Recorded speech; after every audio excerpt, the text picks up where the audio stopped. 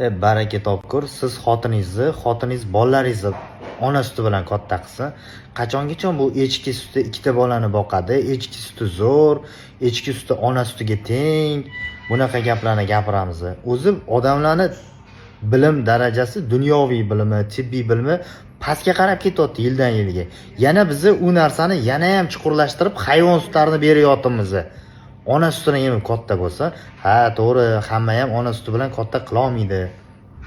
Bunga tibbiy qarshi ko'rsatmalar bor. Bir xil onalar bolasini emizolmaydi. Men bu haqida gapirayotganim yo'q. Men hamma tomonlama ona bolasini emizishga qodir bo'la turib, emizmayotganlar haqida gapiryapman.